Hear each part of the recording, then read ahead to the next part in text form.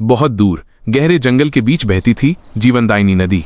उसके पास खड़ा था एक विशाल बरगद का पेड़, जिसे जंगल का दिल कहा जाता था। यहीं से पूरे जंगल को जीवन मिलता था। जंगल के हर प्राणी की खुशी उसी नदी से जुड़ी थी। पानी, भोजन, जीवन सब कुछ उसी से शुरू होता था। बरगद की सबसे ऊंची शाखा पर रहती थी नन्ही गिलहरी चीकू। वो छोटी जरूर थी, लेकिन उसका दिमाग बहुत तेज था। चीकू, ये नदी इतनी जल्दी में क्यों बहती है? ये कहां से आती होगी? लेकिन एक दिन नदी का बहाव धीमा पड़ गया। कल तक जो कलकल बहती थी, आज वो खामोश थी। गजराज, अगर पानी ऐसे ही घटता गया तो हम सब मर जाएंगे। जंगल में चिंता और डर फैल गया। सभी असहाय थे। उस रात चीकू देर तक जागती रही। वो सोचती रही, आखिर नदी सूख क्यों रही है? चीकू, मुझे जवाब ढूंढना ही होगा। उसी रात चीकू उल्लू दादा से, दादा, क्या नदी किसी जादू से सूख रही है?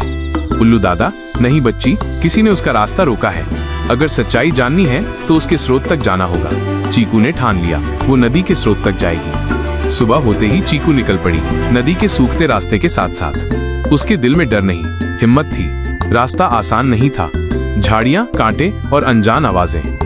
लेकिन चीकू बढ़ती रही। चीकू, हर मुश्किल रास्ता किसी सच्चाई तक पहुंचाता है। शेरू, अरे छोटी, तुम अकेली कहाँ जा रही हो? चीकू, मैं नदी का सूख क्यों रही है कारण ढूंढने जा रही हूँ। शेरू, ये बच्चों का खेल नहीं। लेकिन चीकू ने हार नहीं मानी।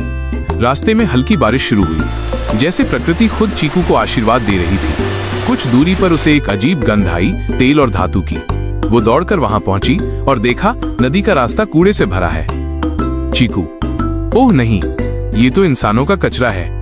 नदी को किसी जादू ने नहीं, इंसानों की लापरवाही ने रोका था। चीकू पूरी ताकत से जंगल की ओर लौटने लगी। उसे सबको बताना था कि असली कारण क्या है। चीकू, नदी को कूड़े ने रोका है, हमें मिलकर काम करना होगा। हाथी, बलराम, अगर ये सच है तो हम इसे हटाएंगे। चीकू ने सबको बताया, कूड़ा धीरे धीरे हटाना होगा ताकि नदी खुद बाकी बहा ले जाए। सारे जानवर जुट गए। कोई भारी टुकड़े हटा रहा था, कोई छोटे। हर कोई अपने जंगल के लिए काम कर रहा था। चीकू, धीरे धीरे हटाओ, पानी खुद रास्ता बनाएगा। और फिर एक तेज बहाव के साथ नदी फिर से जीवित हो उठी। हाथी बालाराम, जय हो चीकू की। छोटी लेकिन सबसे बुद्धिमान। चीकू ने महसूस किया, असली ताकत आकार में नहीं, सोच में होती है। ये कहानी हमें सिखाती है, जब बुद्धिमत्ता और सहयोग साथ हो तो कोई मुश्किल बड़ी नहीं रहती। ऐसी ही और प्यारी कहानियों के लिए MG Kids Stories को लाइक करो, सब्सक्राइब करो और बेल आइकन दबाना मत भूलो।